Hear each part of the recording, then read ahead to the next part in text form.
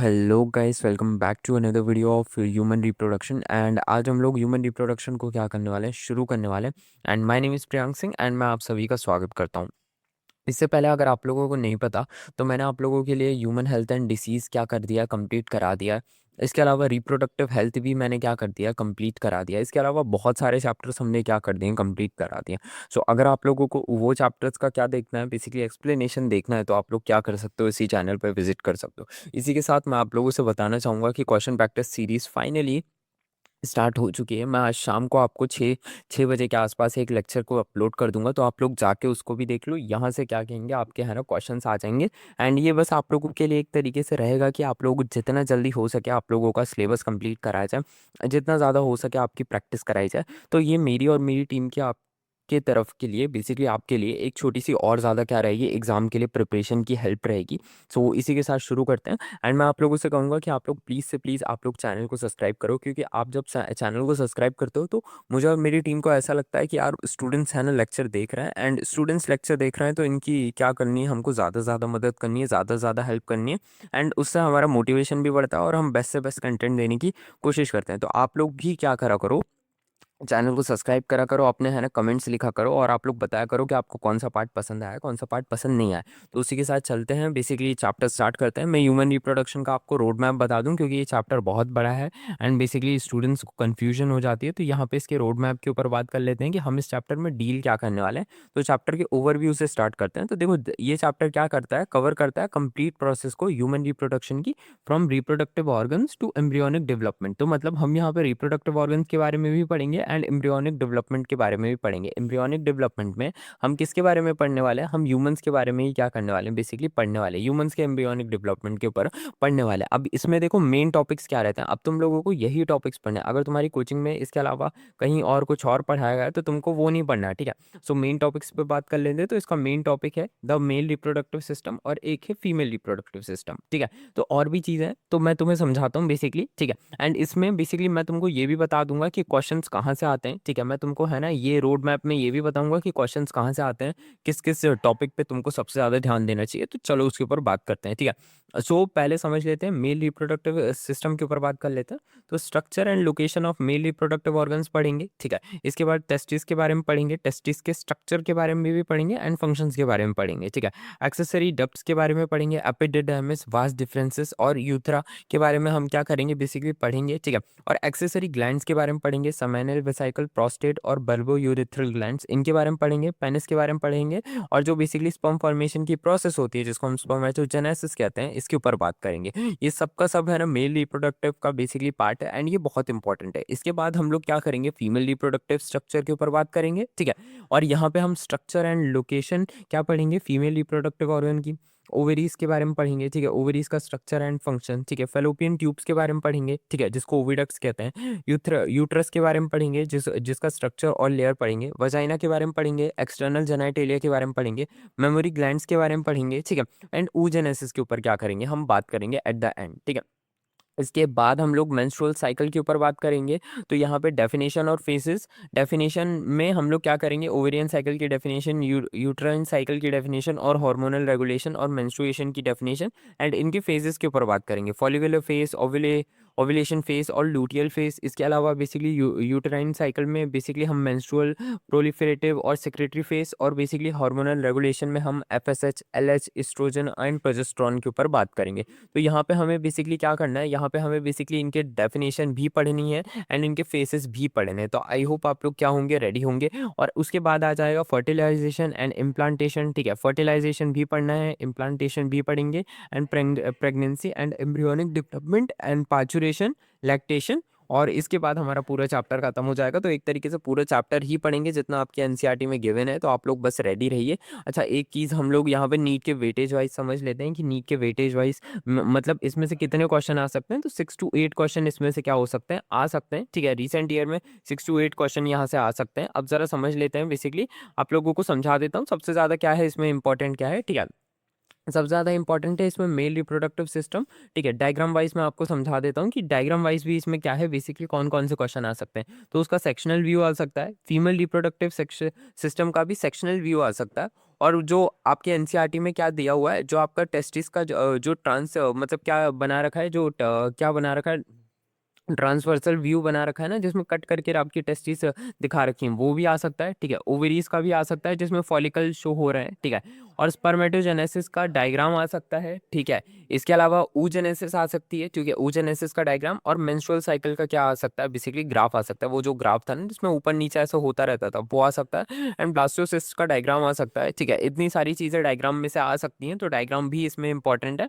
And अब निकल के आता है जो हमारे नीट के लिए सबसे ज़्यादा इंपॉर्टेंट है। तो नीट के लिए देखो यहाँ पे वेरी हाई प्रायोरिटी, ये अगर आप लोगों से बेसिकली ये चैप्टर में मैं ये सारी चीज़ें इसीलिए बता रहा हूँ क्योंकि आपने देखा होगा मैं और किसी चैप्टर में ये सारी चीज़ें नहीं बताता, क्योंकि ये चैप्टर बड़ा है। ठीक है, इस चैप्टर के क्वेश्चंस करने में भी सबको ज़्यादा टाइम लग जाता है, और इसी वजह से इस चैप्टर की काफ़ी सारी चीज़ें हमको क्या करनी पड़ती हैं, बेसिकली भूलते रहते हैं, याद करते रहते हैं। तो इससे अच्छा है कि बेसिकली आपको हाई प्रायोरिटी की चीज़ें बता दी जाएँ, कि अगर आप कभी भूल भी रहे हो तो इन चीज़ों को आप क्या करो, बेसिकली ना बोलो, इन चीज़ों पे आप ज़्यादा क्या कर दो, एफर्ट्स डाल दो। ठीक है, सो इसी के साथ बेसिकली हाई प्रायोरिटी चीज़ों के ऊपर बात कर लेते हैं। तो स्पर्मेटोजेनेसिस, ठीक है, इसका डायग्राम और इसकी प्रोसेस बहुत क्या है, बेसिकली हाई वेटेज है, क्योंकि स्पर्मेटोजेनेसिस पे आप लोगों से क्या कर सकते हैं, बेसिकली क्वेश्चन पूछ सकते हैं, क्योंकि इस पे एक वो कॉमन क्वेश्चन बनता है ना, कि बेसिकली पहले है ना स्पर्मेटेड, स्पर्मेटोगोनिया, इस तरीके का एक कॉमन क्वेश्चन बनता है। तो ये बेसिकली वो हो गया। ठीक है, इसके बाद oogenesis से भी क्वेश्चन बन जाता है, डायग्राम से बन जाएगा, प्रोसेस से बन जाएगा। ठीक है, एंड डिफरेंस फ्रॉम स्पर्मेटोजेनेसिस, ये क्वेश्चन बन जाता है। इसके बाद मेंस्ट्रुअल साइकिल बहुत इंपॉर्टेंट है, फर्टिलाइजेशन बहुत ही ज़्यादा इंपॉर्टेंट है, इम्प्लांटेशन एंड प्लेसेंटा। ठीक है, एंड इसके बाद हार्मोन्स, ये सब कुछ बहुत हाई प्रायोरिटी पे है। एंड अगर आप बेसिकली भूल रहे हो तो मेक श्योर करो कि अगर आप है ना मतलब भूल रहे हो तो बेसिकली इसको तो ना भूलो, इसको है ना बेसिकली बहुत अच्छे से क्या करो, बेसिकली लर्न करो। एंड उसके बाद हाई प्रायोरिटीज़ के ऊपर बात कर लेते हैं। तो male reproductive organs, female reproductive organs के function, and accessory glands, and parturition और लैक्टेशन, ये हो गया आपका हाई प्रायोरिटी। इसके बाद जो भी चीज़ें रह जाती हैं वो आप बेसिकली इससे मीडियम प्रायोरिटी पे डाल सकते हो। ठीक है, लेकिन आपको जो वेरी हाई प्रायोरिटी है, जो आपको ये वेरी हाई प्रायोरिटी दे रखा है, इसको याद करना ही करना है। इसके बाद बेसिकली अब हम लोग क्या करते हैं, स्टार्ट करते हैं अपने चैप्टर। इतना सब कुछ आपको इस चैप्टर के बारे में बताना ज़रूरी था। क्यों ज़रूरी था? क्योंकि मैंने जैसा आप लोगों से कहा कि ये चैप्टर क्या है, बहुत ज़्यादा बड़ा है। तो इतने बड़े चैप्टर में ऐसे ही तो स्टार्ट नहीं कर सकते। हमको क्या करना चाहिए, हमको है ना चीज़ों के बारे में पता होना चाहिए कि बेसिकली कौन-कौन सी चीज़ें हमें पढ़नी है, कौन-कौन सी चीज़ें हमको नहीं पढ़नी, या फिर कौन-कौन सी चीज़ें बेसिकली हमारे लिए क्या है, रिस्क फैक्टर हैं, जिनको हम भूल सकते हैं। तो ये सारी चीज़ें हमको क्या होना चाहिए, हमको पता होना चाहिए। तो इसी के साथ टाइम ना वेस्ट करते हुए हम लोग क्या करते हैं, हम लोग मेल रिप्रोडक्टिव सिस्टम को क्या करते हैं, स्टार्ट करते हैं। एंड सब जगह मेल रिप्रोडक्टिव सिस्टम से ही क्या करा जाता है, स्टार्ट करा जाता है। तो लोकेशन के ऊपर बात कर लेते हैं। तो मेल रिप्रोडक्टिव सिस्टम कहाँ पे लोकेटेड होता है, लोकेटेड होता है पेल्विक रीजन में। ठीक है, कहाँ पे लोकेटेड होता है, पेल्विक रीजन। और इसमें क्या इंक्लूड किया जाता है, इसमें टेस्टिस को इंक्लूड किया जाता है। ठीक है, in scrotum, outside abdominal cavity, accessory ducts, accessory gland और पेनिस, जिसको हम एक्सटर्नल जेनाइटेलिया बोलते हैं। ठीक है, इसको इंक्लूड करा जाता है। अब जरा समझने की कोशिश करो। ठीक है, पेल्विक रीजन क्या होता है, एब्डोमिनल रीजन क्या होता है। एब्डोमिनल रीजन देखो मैं समझाने की कोशिश करता हूँ। ठीक है, जैसे लेट सपोज करो, ठीक है, ये है आपकी एक ह्यूमन बॉडी। ठीक है, तो ये हो गया आपका क्या, अब ये ऊपर वाला रीजन क्या होगा, ये हो गया आपका एब्डोमिनल रीजन। ये नीचे वाला जो रीजन हो गया आपका, ये नीचे वाला, ठीक है, वेस्ट से नीचे वाला, ठीक है, ये हो गया बेसिकली, ये हो गया वेस्ट के आसपास वाला रीजन। ये हो गया आपका पेल्विक रीजन, जहाँ पे पेल्विक गर्डल वगैरह क्या रहते हैं, सिचुएटेड रहते हैं। ठीक है, आपने पेल्विक गर्डल के बारे में सुना होगा, ये कहाँ पे आपने पढ़ा था, इसके बारे में लोकोमोशन वाले चैप्टर में आपने कहीं ना कहीं आप पढ़ा होगा। ठीक है, सो ये वाले रीजन को हम क्या कहते हैं, पेल्विक रीजन कहते हैं। अच्छा, एब्डोमिनल और पेल्विक को डिफरेंस क्या देता है, एब्डोमिनल और पेल्विक में क्या रहता है, डिफरेंस क्या रहता है, कोई मेरे को बता सकता है कि इन दोनों रीजन के बीच में एक डिफरेंस क्या है। ठीक है, ऐसे कोई सीमेंट की लाइन तो नहीं बनी हुई है, लेकिन एक डिफरेंस होता है इनके बीच में, जो आप लोगों ने ब्रीथिंग वाले चैप्टर में क्या करा है, बेसिकली पढ़ा है। तो और वो डिफरेंस आप लोग क्या करोगे, मुझे है ना कमेंट करके बताओगे, क्योंकि ब्रीथिंग वाले चैप्टर में मेजोरिटी ऑफ द टीचर्स क्या करते हैं, बेसिकली बताते हैं। तो आप लोग भी क्या करोगे, कमेंट करके बताओगे। इससे आप लोगों को, मुझे ये पता चल जाएगा कि आपको कितना, क्योंकि एग्जाम अब पास में आ चुका है। ठीक है, हम लोग है ना मार्च में है। ठीक है, एंड एग्जाम को बेसिकली अब टाइम नहीं बचा है, तो आप लोगों को चीज़ें भी क्या कर रहा हूँ मैं, छोटे छोटे तरीके से क्या करते जा रहा हूँ, रिवाइज कराते जा रहा हूँ। तो आप लोग मुझे बताओगे कि बेसिकली पेल्विक रीजन और क्या है, बेसिकली आपके एब्डोमिनल रीजन में एक मेन डिफरेंस क्या होता है, जो आप लोगों ने ब्रीथिंग वाले चैप्टर में क्या करा है, बेसिकली पढ़ा है। ठीक है, सो ये आप लोग कमेंट करोगे। एंड इसके बाद मैं आप लोगों को समझा देता हूँ, मेल रिप्रोडक्टिव सिस्टम कहाँ पे लोकेट होता है, पेल्विक रीजन में लोकेटेड होता है। और बेसिकली इसमें पेयर ऑफ टेस्टिस होते हैं। ठीक है, जो कि सिक्रोटम में होते हैं, और सिक्रोटम कहाँ होता है? एब्डोमिनल कैविटी के बाहर होता है। मतलब जो सिक्रोटम वाला एरिया होता है वो इस कैविटी पे नहीं होता, ठीक है। जो टेस्टिस होते हैं वो हमारी बॉडी से, जो मेल बॉडी से होते हैं, वो बाहर होते हैं। अच्छा, बाहर क्यों होते हैं? देखो, इसका मैं तुमको रीजन बता देता हूँ, अभी रीजन बता देता हूँ। एक्चुअली में जो स्पर्म का फॉर्मेशन होता है, स्पर्म के फॉर्मेशन के लिए बेसिकली आपकी बॉडी में क्या चाहिए रहता है? आपकी बॉडी में जो एब्डोमिनल रीजन, जो आपका पेल्विक रीजन है, ठीक है, या फिर आप कह लो जो आपकी पूरी बॉडी है, पूरी बॉडी का टेम्परेचर क्या है? बहुत ज़्यादा क्या रहता है? हाई रहता है, ठीक है। और जो क्या रहते हैं, जो स्पर्म का फॉर्मेशन चाहिए रहता है, उनको बॉडी से 2 से लेकर 2.5, आपको ये एग्जैक्ट डाटा याद करना है, ठीक है। 2 से लेकर 2.5 डिग्री क्या चाहिए, 2 से 2.5 डिग्री तक टेम्परेचर क्या चाहिए रहता है? लेस चाहिए रहता है, ठीक है। ये चीज़ आपको याद करनी है, ये एग्जैक्ट नंबर याद करना है, 2 से लेकर 2.5 तक। देखो, मैं नंबर याद करने के लिए नहीं बोलता, बट ये वाला नंबर याद करना है, क्योंकि ये वाला क्वेश्चन में पूछा जाता है। सो 2 से 2.5 तक का टेम्परेचर आपको क्या चाहिए रहता है? आपकी बॉडी से कम टेम्परेचर चाहिए रहता है, तब जाके स्पर्म बन सकते हैं। इसी वजह से नेचर ने क्या करा, हमारी बॉडी से स्पर्म के लिए टेस्टिस को क्या कर दिया? बाहर रख दिया, ठीक है। इसी वजह से बेसिकली क्या रहता है, मेल रिप्रोडक्टिव सिस्टम में बेसिकली क्या रहते हैं, ये बाहर बनते हैं, ठीक है। अब बात कर लेते हैं एक्सेसरी डक्ट्स की। तो एक्सेसरी डक्ट्स के ऊपर बात करेंगे, ठीक है। एक्सेसरी ग्लैंड्स के ऊपर बात करेंगे एंड पेनिस के ऊपर बात करेंगे। आगे बढ़ा जाए, बेसिकली टेस्टिस के ऊपर बात कर लेते हैं। तो टेस्टिस को हम मेल के अंदर क्या कहते हैं? मेल के अंदर हम इनको प्राइमरी सेक्स ऑर्गन कहते हैं। क्या कहते हैं हम इन्हें? प्राइमरी सेक्स ऑर्गन कहते हैं। तो आपके में क्वेश्चन आ सकता है, ठीक है। लोकेशन के ऊपर बात कर लेते हैं। तो ये कहाँ पे होते हैं? ये है ना सिक्रोटम में होती हैं, जिसको हम सिक्रोटल सैक कहते हैं, ठीक है। सिक्रोटल सैक कहते हैं, ठीक है। और ये आउटसाइड होती हैं एब्डोमिनल कैविटी के, ठीक है। इसी वजह से इनको हम एक और नाम दे सकते हैं, एक्स्ट्रा एब्डोमिनल, ठीक है। क्या क्या कहते हैं ये? जो टेस्टिस होती हैं वो किस में होती हैं? सिक्रोटम में, ठीक है, जिसको सिक्रोटल सैक कहते हैं, ठीक है। इसके बाद इनकी बात कर लेते हैं, ये कहाँ पे होती हैं? तो ये बेसिकली आउटसाइड होती हैं आपके एब्डोमिनल कैविटी से, जिस वजह से हम इनको क्या कहते हैं? हम इनको एक्स्ट्रा एब्डोमिनल कहते हैं, ठीक है। आउटसाइड क्यों होती हैं? मैंने जैसा आप लोगों से कहा था कि इनको टेम्परेचर रेगुलेशन करना रहता है। बॉडी का टेम्परेचर क्या है? बहुत ज़्यादा क्या रहता है? हाई रहता है। इनके कंपैरिजन में बॉडी का टेम्परेचर हाई रहता है, और जो स्पर्म का जो प्रोडक्शन होता है वो बॉडी से 2 से 3 डिग्री सेल्सियस लोअर चाहिए रहता है, ठीक है। इसी वजह से बेसिकली ये क्या रहते हैं, इसी वजह से हमें ये हमारी बॉडी से क्या कर दिए जाते हैं? बाहर। हम नेचर ने हमको इस तरीके से बना दिया कि इनको क्या कर दिया, हमारी बॉडी से क्या कर दिया? बेसिकली बाहर रख दिया, ठीक है। इसके बाद बात कर लेते हैं scrotum maintain optimal temperature for spermatogenesis. जो सिक्रोटम होता है ये बेसिकली मेंटेन करके रखता है क्या? एक ऑप्टिमल टेम्परेचर को मेंटेन करके रखता है, किसके लिए? स्पर्मेटोजेनेसिस के लिए, ठीक है। आगे बढ़ा जाए, इसके बाद बात कर लेते हैं नंबर्स एंड शेप्स के ऊपर बात कर लेते हैं। तो ये बेसिकली एक पेयर्ड ऑर्गन होता है, ठीक है। इसके अंदर 2 टेस्टिस होती हैं, ठीक है। ओवल शेप होते हैं, ठीक है। लेंथ के ऊपर बात कर लेते हैं, तो 4 से 5 सेंटीमीटर की लेंथ होती है, ठीक है। स्ट्रक्चर के ऊपर बात कर लेते हैं, तो स्ट्रक्चर के ऊपर बात कर लेते हैं, तो कवरिंग, ठीक है। ये किससे कवर होते हैं? ये होते हैं ट्यूनिका एल्बोजिनिया, ठीक है। ये क्या होती है? ये टफ फाइब्रस कवरिंग होती है, ठीक है। और जो इंटरनल स्ट्रक्चर होता है, तो ये बेसिकली है ना, इंटरनली जो आपके टेस्टिस होते हैं, ठीक है, इसके अंदर क्या होते हैं? इसके अंदर 250 से लेकर 300 तक क्या होते हैं? टेस्टिकुलर लोब्यूल्स होते हैं। और ईच लोब्यूल के अंदर क्या रहते हैं? 1 से लेकर 3 तक, ठीक है। 1 से लेकर 3 हाईली कॉइल्ड सेमिनिफेरस ट्यूब्यूल्स होते हैं, जहां पे क्या बनता है? स्पर्म बनता है, ठीक है। सो टेस्टिस में स्पर्म नहीं बनता, टेस्टिस के अंदर स्पर्म बनता है, ठीक है। ये चीज याद रखनी है। टेस्टिस, कई लोग बोल देते हैं कि टेस्टिस में स्पर्म बनता है, नहीं, टेस्टिस के अंदर क्या होती है? सेमिनिफेरस ट्यूब्यूल्स होती हैं। उन सेमिनिफेरस ट्यूब्यूल्स में क्या बनता है? स्पर्म बनता है। तो inside testis sperm is produce, not testis produce sperm. ये गलत स्टेटमेंट होता है, ठीक है। सुनने में बहुत माइन्यूट सा डिफरेंस लग जाता है, बट हाँ, बेसिकली क्या रहता है? गलत होता है, क्योंकि आप उसकी बैकग्राउंड ऑफ साइंस को क्या कर रहे हो? बेसिकली है ना, थोड़ा सा क्या कर रहे हो? मतलब खत्म करने की कोशिश कर रहे हो, ठीक है। अच्छा, आप लोगों से पूछा जाए कि बेसिकली है ना, आपके टेस्टिस तो 2 है, सिंपल है, लेकिन उसके अंदर 250 से लेकर 300 तक टेस्टिकुलर लोब्यूल्स हैं, और ईच लोब्यूल के अंदर बेसिकली क्या है? बेसिकली कितने हैं? 1 से लेकर कितने हैं? 3 सेमिनिफेरस ट्यूब्यूल्स है। तो ये इतना सब कुछ क्यों, मतलब इतनी सारी चीजें क्यों बना रखी हैं? तो देखो, इसका छोटा सा मैं तुमको रीजन देता हूँ, क्योंकि है ना, बेसिकली आप लोगों को समझना पड़ेगा यहाँ पे इतना ज्यादा क्यों सेमिनिफेरस ट्यूब्यूल्स हैं आपकी बॉडी में। मैं इसका जवाब आपको देता हूँ। इसका रीजन ये होता है कि रिप्रोडक्शन क्या है, एक बेसिकली बहुत ही ज्यादा क्या है, इसेंशियल प्रोसेस है, ठीक है। क्या है ये? इसेंशियल प्रोसेस है, ठीक है। बहुत ही ज्यादा इसेंशियल है। ये बेसिकली क्या कर रही है? ये हमारी स्पीशीज की ना कंटिन्यूटी को क्या कर रही है? सिक्योर कर रही है। मतलब ऐसा नहीं होगा कि बेसिकली आज हम हैं, कल हम एग्जिस्ट करना बंद कर जाए। मतलब याद ऐसा नहीं हो सकता कि आज हम हैं, कल क्या हो, हमारी पूरी स्पीशीज खत्म हो जाए। क्यों? क्योंकि हम रिप्रोड्यूस नहीं कर पा रहे। ऐसा नहीं होता, ठीक है। हम आज हैं, हम कल हैं, ठीक है, हम परसों रहेंगे, हम हर टाइम रहने वाले हैं, ठीक है, इस अर्थ में। तो बेसिकली वो इसी वजह से हो रहा है क्योंकि बेसिकली हम रिप्रोड्यूस कर पा रहे हैं, हमारी ये जो प्रोसेस है रिप्रोडक्शन है ये सिक्योर है, ठीक है। और ये कैसे सिक्योर है? क्योंकि हमें नेचर ने इतना ज़्यादा कॉम्प्लेक्स कर दिया। अब तुम सोचने की कोशिश करो, अगर तुम्हारे बेसिकली बॉडी में सिर्फ 1 या 2 सेमिनिफेरस ट्यूब्यूल्स होते हैं, ठीक है, 1 या 2 सेमिनिफेरस ट्यूब्यूल्स होते हैं, उसमें से अगर एक भी खराब हो जाता है तो तुम्हारी बेसिकली रिप्रोड्यूस करने की कैपेसिटी क्या हो जाती? लगभग क्या हो जाती? खत्म हो जाती। और इससे क्या हो जाता? बेसिकली ह्यूमन में स्पीशीज़ के एक्सटेंशन का क्या आ जाता? खतरा आ जाता। इसीलिए बेसिकली नेचर ने इतने ज़्यादा क्या बना दिए? सेमिनिफेरस ट्यूब्यूल्स बना दिए कि कभी-कभार क्या होता है 1, 2, 3, 4 खराब भी होते हैं ना ह्यूमन्स के अंदर, तो भी उससे कोई असर नहीं पड़ता है, इंसानों को पता ही नहीं चलता, उनको कोई डॉक्टर वगैरह के पास जाने की ज़रूरत नहीं पड़ती, ठीक है। वो अपने आप क्या कहते हैं उनके बाकी क्योंकि नंबर इतने ज़्यादा हैं, ठीक है, इतने ज़्यादा हैं बेसिकली 1 से लेकर 3 तक हैं सेमिनिफेरस ट्यूब्यूल्स होते हैं।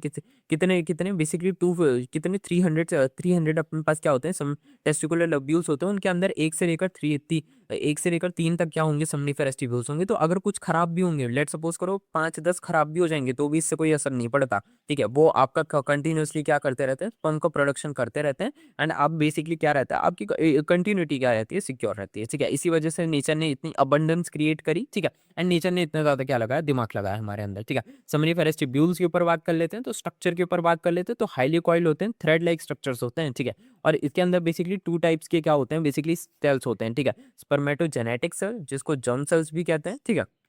एंड इसके बाद होते हैं सर्टोली सेल्स, ठीक है। तो पहले जर्म सेल्स के ऊपर बात कर लेते हैं। तो ये बेसिकली क्या करते हैं? ये undergo division to form sperm. Basically इनमें क्या होता है? डिवीजन होता है और इससे ये क्या बनाते हैं? स्पर्म बनाते हैं। अब जरा समझने की कोशिश करो। Located in layers from periphery to lumen, ठीक है। बेसिकली ये क्या रहते हैं? बेसिकली जो लुमेन होता है, जो खाली स्पेस रहता है, उससे ये तक पेरिफेरी तक क्या होते हैं? ये लेयर्स में क्या होते हैं? प्रेजेंट्स होते हैं, ठीक है। अब ये क्वेश्चन बनता है, ठीक है। ये पूरा का पूरा ये लोग क्वेश्चन ही बना देते हैं। ये लोग है ना आपसे बेसिकली करेक्ट ऑर्डर पूछ लेते हैं एंड आपने कभी ना कभी ये वाला क्वेश्चन दिया होगा। तो सबसे पहले स्पर्मेटोगोनिया, फिर प्राइमरी स्पर्मेटोसाइट्स, फिर सेकेंडरी स्पर्मेटोसाइट्स, फिर स्पर्मेटिड्स एंड लास्ट में स्पर्मेटोजोआ, ठीक है। इस तरीके से बेसिकली क्या रहता है? ये स्टेजेस होते हैं। आप लोगों से है ना क्वेश्चन, अब ये क्वेश्चन बहुत कॉमन रहता है। ये लोग आपसे क्या कर देते हैं? उल्टा सीधा कर देते हैं। मतलब क्या कर देंगे? प्राइमरी को ऊपर कर देंगे, सेकेंडरी को नीचे कर देंगे, ठीक है। स्पर्मेटिड को सबसे पहले कर देंगे। मतलब किसी भी तरीके से क्या कर देंगे? रैंडम ऑर्डर को क्या कर देंगे? घुमा देंगे एंड आपसे क्या करेंगे? सवाल पूछेंगे। तो आई होप बेसिकली आप लोग हैं ना इस सवाल के लिए रेडी होंगे। और यही बेसिकली इस क्वेश्चन का क्या है? बेसिकली अगर आपसे मेल रिप्रोडक्टिव सिस्टम के बारे में पूछा था तो इस चैप्टर का क्या है? स्टार क्वेश्चन है। इस क्वेश्चन को बहुत बार बहुत सारी मल्टीपल क्या कोचिंग्स में टेस्ट सीरीज में क्या करते हैं? इस क्वेश्चन को उठा लेते हैं क्योंकि बच्चों को है ना अक्सर क्या हो जाता है? बच्चों को ऑर्डर देने में मतलब कि जो ऑर्डर होता है सबसे पहले स्पर्मेटोगोनिया आया, फिर प्राइमरी आया, फिर सेकेंडरी आया, फिर स्पर्मेटिड आया, फिर स्पर्मेटोजोआ आया। तो इस तरीके का ऑर्डर बताने में बच्चों को क्या हो जाती है? बेसिकली कंफ्यूजन हो जाती है। और जब बच्चे इस तरीके की कंफ्यूजन कर देते हैं तो जाहिर सी बात है वो क्या हो जाते हैं? बेसिकली उनको भूल जाता है और वो नंबर्स गलत हो जाते हैं, ठीक है। नंबर कट जाते हैं उनके। तो इसी वजह से ये वाला क्वेश्चन क्या करा जाता है? पूछा जाता है, ठीक है। आई रिपीट फिर से बता दूं कि ये वाला क्वेश्चन बहुत कॉमन है। आप लोग इसको क्या करेंगे? बेसिकली याद रखेंगे, ठीक है। इसके बाद सर्टोली सेल्स के ऊपर बात कर लेते हैं। तो इसको नर्व सेल्स भी कहते हैं, ठीक है। नर सेल आप लोगों को कॉमन नाम मिल जाएगा। अब लोकेशन की बात कर लेते हैं तो एम्बेडेड होते हैं इन अमॉन्ग स्पर्मेटोजेनिक सेल्स। बेसिकली जो आपके स्पर्मेटोजेनिक सेल्स होते हैं उन्हीं के पास क्या होता है? एम्बेडेड होते हैं, ठीक है। फंक्शंस के ऊपर बात कर लें। अब इसके फंक्शंस बहुत इंपॉर्टेंट रहते हैं। लोकेशन आपसे ना भी पूछी जाए तो आपसे फंक्शन पूछे जा सकते हैं कि नरिश करते हैं डेवलपिंग स्पर्म सेल्स को। बेसिकली एक तरीके से नरिशमेंट प्रोवाइड करते हैं, ठीक है। और ये क्या करते हैं? स्ट्रक्चरल सपोर्ट भी प्रोवाइड करते हैं और फैगोसाइटोसिस करते हैं। मतलब रिमूव करते हैं डीजनरेटिंग सेल्स को, ठीक है, या फिर रेजिडुअल साइटोप्लाज्म को। और ब्लड टेस्टिस बैरियर, बेसिकली ये जो ब्लड टेस्टिस बैरियर होता है ना उसको क्या करते हैं? बेसिकली प्रोटेक्ट करते हैं, मतलब डेवलपिंग स्पर्म को फ्रॉम इम्यून सिस्टम। अच्छा मैं समझाता हूँ बेसिकली क्या ये ब्लड टेस्टिस बैरियर क्या होता है। बेसिकली आपके ये टेस्टिस होते हैं, ठीक है। और यहाँ पे क्या होता है? ब्लड होता है, ठीक है। और ये ब्लड के अंदर आप लोगों को पता है एंटीबॉडीज वगैरह रहती हैं। तो ये जो ये सर्टोली सेल्स होते हैं ये बेसिकली क्या करते हैं? ये बोलते हैं ब्लड टेस्टिस बैरियर बना लेते हैं। मतलब इसके आगे ये क्या करते हैं? ब्लड को घुसने नहीं देते। बोलते हैं कि भाई तू रुक जा, ठीक है। ऐसा वो क्यों करते हैं? क्योंकि ब्लड के अंदर एंटीबॉडीज होती हैं। अब इन एंटीबॉडीज ने कभी क्या करा है? बेसिकली स्पर्म को तो देखा नहीं है। ब्लड में तो आपके स्पर्म नहीं होता, बॉडी के बाहर स्पर्म होता है। तो अगर गलती से यहाँ पे ब्लड आ जाए ना तो ये ब्लड क्या करेगा? ये ब्लड जैसे ही देखेगा कि बोलेगा अरे ये तो टेस्टिस है, मतलब कि क्या है? ये बेसिकली कोई माइक्रो ऑर्गेनिज्म है। तो वो ब्लड के अंदर जो एंटीबॉडीज है वो उस पर हमला कर देंगी। तो ऐसा होगा तो बेसिकली आप क्या हो जाओगे? आप स्टेराइल हो जाओगे। क्यों? क्योंकि आपकी बॉडी में जितना भी बन रहा है, जितना भी स्पर्म बन रहा है उस पर एंटीबॉडीज हमला कर देती हैं, ठीक है। तो इस तरीके से क्या हो हो जाएगा, आप क्या हो जाओगे, स्टेराइल हो जाओगे। ठीक है, मैं आप लोगों को 2 कंडीशंस बता देता हूँ। ठीक है, एक स्टेराइल होता है और एक इनफर्टाइल होता है। इसके बारे में मैं आपको बता देता हूँ। जो स्टेराइल होता है, ठीक है, ये कभी भी लाइफ में क्या बन पाएंगे, कभी भी है ना फादर नहीं बन पाते। ठीक है, कभी भी पेरेंट नहीं बन पाते, फादर मदर नहीं बन पाते। लेकिन जो इनफर्टाइल होता है, इनफर्टिलिटी को हम क्या कर सकते हैं, बेसिकली क्या कर सकते हैं, क्योर कर सकते हैं। लेकिन एक बार जो स्टेराइल हो गया उसको क्योर नहीं कर पाते। ठीक है, सो इनफर्टाइल कौन हो सकता है, तो इनफर्टाइल देखो कोई भी हो सकता है। ठीक है, infertile is a face of a life. ठीक है, देखो ऐसा होता है, मैं तुम्हें समझा देता हूँ। जैसे लेट सपोज करो कोई इंसान बहुत ज़्यादा क्या है, स्ट्रेस में जैसे कोई इंसान बहुत ही ज़्यादा स्ट्रेस में, अब तुम बोलोगे बहुत ही ज़्यादा स्ट्रेस में, मतलब तुम समझ सकते हो कि इसका नीट का एग्जाम आने वाला है। ठीक है, तो बहुत स्ट्रेस में खाना नहीं खाता, सिर्फ पढ़ाई करते जाता है, पढ़ाई करते जाता है। तो अगर तुम इस तरीके के स्टूडेंट्स को भी देखोगे ना, तो उनकी भी क्या हो सकता है, स्पर्म काउंट क्या हो सकता है, घट सकता है। ठीक है, या फिर स्पर्म डिहाइड्रेट हो सकते हैं, या फिर क्या हो सकते हैं, वो इनफर्टिलिटी की कैटेगरी में क्या हो सकते हैं, आ सकते हैं। ठीक है, लेकिन जो स्टेराइल कपल, जो स्टेराइल होते हैं, वो बेसिकली क्या होता है, वो एक परमानेंट कंडीशन होती है, उसको रिवर्स नहीं करा जा सकता। अब ये जो इनफर्टाइल, मैं तुम्हारे स्टूडेंट्स का एग्जांपल ले रहा था, तो ये जो इनफर्टाइल स्टूडेंट्स होते हैं, अगर जैसे ही इनका नीट का एग्जाम क्लियर होगा, ठीक है,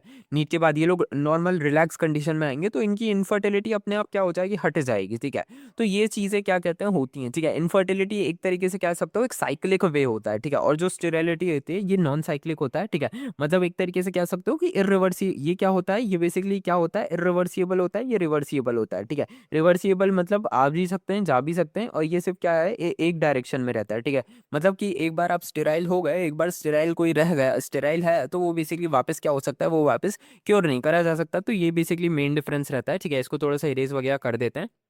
सो इसको just give me a second. ठीक है, इसको थोड़ा सा इरेज वगैरह मैं कर दूं, बेसिकली 1 सेकंड के लिए रुको, मैं इसको थोड़ा सा ना इरेज वगैरह कर दूं। एंड आप में से बहुत सारे लोगों को क्या हो रहा होगा, बेसिकली नेगेटिव थॉट्स आ रहे होंगे, तो उस नेगेटिव थॉट्स को है ना कंट्रोल में रखो। ठीक है, आप लोग बेसिकली एग्जाम के इतना पास आ गए होंगे, आप लोगों को है ना, बहुत सारे लोगों को लगता होगा कि एग्जाम में क्या होगा, एग्जाम में क्या होगा। तो देखो एग्जाम में कुछ नहीं होगा। ठीक है, यही जो मैं पढ़ा रहा हूँ यही एग्जाम में आने वाला है। ठीक है, एंड इसीलिए मैं बोलता हूँ कि आप लोगों को क्या करना है, बस आराम से पढ़ते रहना है। ठीक है, एंड इसके अलावा भी आप लोगों में से बहुत सारे लोगों को क्या हो रहा होंगे, एग्जाम से हट के भी नेगेटिव थॉट्स आ रहे होंगे, तो उन पे भी काम करो। ठीक है, अगर आप लोगों को, मैं आप लोगों को बता दूं, अगर आपको दिमाग में आपके जो माइंड है, ठीक है, माइंड के अंदर आपको नेगेटिव क्या आ रहा है, रैंडमली कोई से थॉट आते जा रहे हैं और वो आपके दिमाग को परेशान कर रहे हैं, तो इसको ओसीडी कहते हैं। ठीक है, क्या कहते हैं इसको, ओसीडी कहते हैं। ठीक है, मैं आपको थोड़ा सा बता देता हूँ। ठीक है, ओसीडी कहते हैं, एंड इससे आपको बचना पड़ेगा, क्योंकि ये जो जितना भी ओसीडी का चक्कर है ना, ये आपकी पूरी एनर्जी, जितना आपके पास टाइम बच रहा है, एक दिन में 24 घंटे हैं, 24 घंटे में अगर आप 6 घंटे सोते हो, तो इसके अलावा जो आपका टाइम बच रहा है ना, इस टाइम पे ओसीडी को हावी मत होने दो। बहुत सारे लोगों को ओसीडी रहता है, एंड ये बेसिकली है ना, सोचने में क्या कर देते हैं,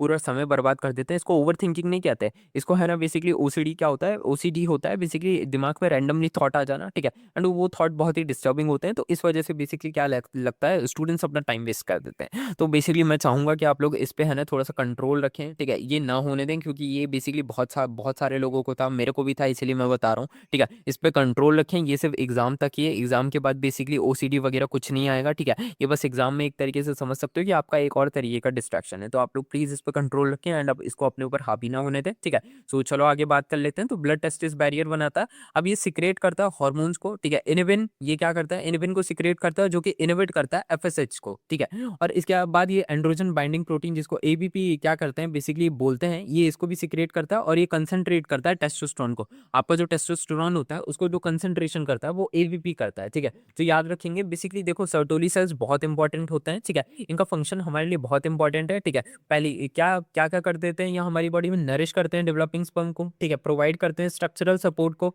पैगोसाइटोसिस करते हैं जो डेड साइटोप्लाज्म होता है। ठीक है, ब्लड टेस्टिस बैरियर, ये इनका सबसे इंपॉर्टेंट और डोमिनेटिंग फंक्शन है। ठीक है, मतलब हमारी बॉडी को इस फंक्शन की बहुत ज्यादा जरूरत है, ये वो कॉज करते हैं। ठीक है, इसके अलावा ये इनिबिन को सिक्रेट करते हैं, और एंड्रोजन बाइंडिंग प्रोटीन जो हमारे क्या करता है, जो कि हमारे टेस्टोस्टेरोन को कंसंट्रेट करता है। ठीक है, टेस्टोस्टेरोन किसके लिए रिस्पॉन्सिबल होता है, मेल के सेक्सुअल कैरेक्टर्स को शो करने के लिए रिस्पॉन्सिबल होता है। जो जैसा मेल में तुमने देखा होगा कि जैसे बियर्ड वगैरह आती है, ठीक है, मेल जो बल्कि हो जाते हैं। ठीक है, या फिर कह सकते हो कि मेल की जो एडम्स एप्पल वगैरह ये सब दिखना शुरू हो जाता है, तो ये सब किसकी वजह से होता है, ये है ना टेस्टोस्टेरोन की वजह से होता है। ठीक है, सो ये से भी याद रखेंगे। इसके बाद हम लोग क्या करते हैं, इंटरस्टिशियल स्पेसेस के ऊपर बात कर लेते हैं। तो बिटवीन सेमिनिफेरस ट्यूब्यूल क्या होता है, स्पेसेस प्रेजेंट होता है, जिसको हम इंटरस्टिशियल स्पेस कहते हैं। तो इसके अंदर क्या-क्या प्रेज़ेंट होता है, इसके ऊपर बात कर लेते हैं। तो इसके अंदर होते हैं लीडिंग सेल होते हैं। अच्छा, मैं सोच रहा था कि इस चैप्टर में मैं क्या करूँ बेसिकली है ना, डायग्राम्स का भी यूज़ करूँ, क्योंकि इस चैप्टर के अंदर और इसी चैप्टर के अंदर नहीं, हम लोग है ना आने वाले सारे चैप्टर्स में अब डायग्राम्स का यूज़ करें।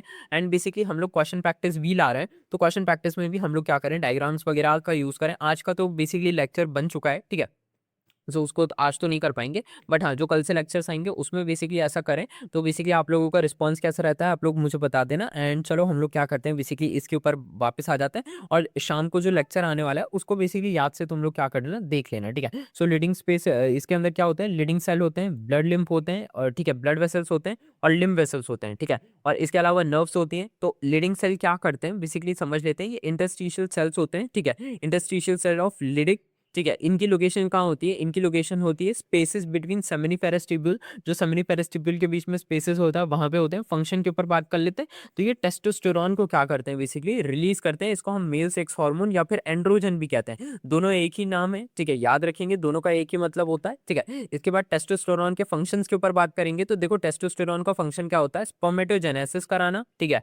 इसके बाद development of male secondary sexual characters, जो मेल के सेक्सुअल कैरेक्टर्स हैं उनका डेवलपमेंट कराना, ठीक है? जो मेल में वॉइस का डीपनिंग होता है वो कराना। फेशियल और बॉडी की जो बॉडी में जो हेयर्स आने लगते हैं, ये भी बेसिकली हमारे कौन कराता है? टेस्टोस्टेरोन कराता है, ठीक है? इसके बाद हमारे मसल का डेवलपमेंट ये भी कौन कराता है? टेस्टोस्टेरोन कराता है। और ब्रॉडनिंग ऑफ शोल्डर्स, बेसिकली हमारे जो शोल्डर्स ब्रॉड होते हैं वो भी बेसिकली टेस्टोस्टेरोन करता है। Maintenance of accessory sex organ, और जो हमारी लिबिडो होती है, जो हमारी सेक्स ड्राइव होती है, उसको भी कौन कंट्रोल, उसको भी मेंटेन करके कौन रखता है? बेसिकली हमारे टेस्टोस्टेरोन रखते हैं। अच्छा, एक चीज समझने की कोशिश करना, ठीक है? टेस्टोस्टेरोन ऐसा नहीं हो सकता कि आप बेसिकली कोई सी क्या कर दो, बेसिकली आप इसको है ना अचानक से आप ऐसा कर दो, जैसे कि क्या रहता है कि अचानक से आप अपनी बॉडी से बोल दो कि भाई टेस्टोस्टेरोन का कंसंट्रेशन बढ़ा दे, ठीक है? टेस्टोस्टेरोन ज्यादा प्रोड्यूस कर, ऐसा नहीं होता, ठीक है? मैंने बहुत सारे लोगों को देखा था, वो क्या कहते हैं, यूट्यूब, मैंने आज तक उन वीडियो को नहीं देखा, बट वो काफी सारे यूट्यूब पर टाइटल्स वगैरह रहते हैं जिसमें लिखा रहता है increase testosterone concentration in one day and become sigma, मतलब इस तरीके की बेसिकली नॉनसेंस टाइप की वो क्या करते हैं, बेसिकली वीडियोस बना देते हैं और उसके अंदर बेसिकली रहता कुछ नहीं है। वो लोग बस ये करते हैं कि क्या आप लोग भी कॉलेज में या स्कूल में मजाक बन रहा है आपका आपकी बॉडी से, तो बेसिकली मतलब वो इस तरीके से करते हैं। तो मैं तुम्हें बता दूं कि एक दिन के अंदर कोई टेस्टोस्टेरोन का कंसंट्रेशन नहीं बढ़ जाता, ठीक है? ये एक नेचुरल थिंग है, ठीक है? वो ह्यूमन थिंग नहीं है जो आप एक दिन में कोई बाहर से एक इंजेक्शन लेकर टेस्टोस्टेरोन का कंसंट्रेशन बढ़ा देते हो, ऐसा कुछ नहीं होता, ठीक है? सो याद कर लेते हैं, ठीक है? अब फंक्शंस ऑफ टेस्टिस के ऊपर बात कर लेते हैं। तो स्पर्मेटोजेनेसिस, ठीक है, क्या होता है? प्रोडक्शन ऑफ मेल गैमेट्स, जिसको हम स्पर्म कहते हैं, सेमिनिफेरस ट्यूब्यूल में हार्मोन का प्रोडक्शन करता है, जिसको हम स्टेरॉइडोजेनेसिस कहते हैं, ठीक है? बेसिकली हमारे हार्मोन क्या होते हैं? स्टेरॉइड नेचर के होते हैं, इसीलिए हम इसे स्टेरॉइडोजेनेसिस कहते हैं, ठीक है? Secretion of testosterone by Leydig cell, ठीक है? इसके बाद एक्सेसरी डक्ट्स, जिसको हम मेल जेनिटल डक्ट्स कहते हैं, तो ये क्या करती हैं? स्पर्म को है ना टेस्टिस से लेकर आउटसाइड बॉडी में क्या करती हैं? बेसिकली ट्रांसपोर्ट करती हैं, मतलब एक तरीके से हाईवे कह सकते हो तुम, हाईवे होता है ये, ठीक है? और पाथवे ऑफ स्पर्म के ऊपर बात कर लेते हैं, तो सेमिनिफेरस ट्यूब्यूल, अब पाथवे ऑफ स्पर्म भी अलग होता है, ठीक है? और जो प्रोसेस मैंने तुम्हें बताई थी वो भी अलग होती है। तो पाथवे ऑफ स्पर्म भी याद करेंगे, सेमिनिफेरस ट्यूब्यूल से rete testis, vasa efferentia, epididymis, vas deferens, ejaculatory duct, urethra और आउटसाइड, इस तरीके से बेसिकली क्या रहता है? ये पूरा पाथवे रहता है। अब आपको दोनों ही चीजें याद करनी है, जो पाथवे था इसके पहले और ये क्या था हमारा, बेसिकली यहाँ पे जो स्टेजेस थे ये दोनों ही याद करने, ये दोनों ही अलग अलग चीजें होती हैं और ये दोनों ही बेसिकली क्या रहते हैं, एग्जाम में पूछे जाते हैं। और ये बिलीव मी, ये जो पाथवे है ये थोड़ा सा और ज्यादा क्या रहता है, स्टूडेंट्स को कंफ्यूजिंग रहता है। तो इस पाथवे के ऊपर भी आप लोग क्या करोगे, अच्छे से याद करोगे एंड इसमें बेसिकली आप गलती नहीं करोगे, ठीक है? क्योंकि बेसिकली ये पाथवे में मैं बताऊं कहाँ कौशिक गलतियां कहाँ पे पूछ लेते हैं ये लोग, है ना? ये वास्ट डिफरेंस और रीटर टेस्टिस में बार बार क्या कर देते हैं, है ना, चेंजिंग वगैरह कर देते हैं। और ये वास्ट इफरेंशिया है ना, वास्ट इफरेंशिया और वास्ट डिफरेंसेस, इन दोनों में भी क्या कर देते हैं, चेंजेस कर देते हैं, ठीक है? सो बेसिकली इतना आप लोग क्या करेंगे, याद रखेंगे कि ये लोग चेंजेस वगैरह कहाँ पे करते हैं, ठीक है? सो इसी के साथ बेसिकली ये रहा हमारा बेसिकली पूरा का पूरा बेसिकली आज का लेक्चर नंबर 1। एंड इसके बाद हम लोग क्या करेंगे, लेक्चर नंबर 2 में मैं आप लोगों से मिलता हूँ। लेक्चर नंबर 2, हाँ, लेक्चर नंबर 1 थोड़ा सा छोटा है, ठीक है? क्योंकि मैं आप लोगों को जस्ट बताना चाह रहा था कि हमने ये चैप्टर स्टार्ट कर दिया। अब हम लोग लेक्चर नंबर 2 क्या करेंगे, बेसिकली स्टार्ट करेंगे एंड वो अगेन क्या रहेगा, हमारा 40-45 मिनट्स का रहेगा। एंड आज शाम को जो लेक्चर आएगा आप लोग उसको भी क्या कर लीजिएगा, याद से देख लीजिएगा, उसमें हम क्वेश्चन प्रैक्टिस करेंगे, ठीक है? सो मैं मिलता हूँ आप लोगों से नेक्स्ट वीडियो में, तब तक के लिए stay tuned to my channel and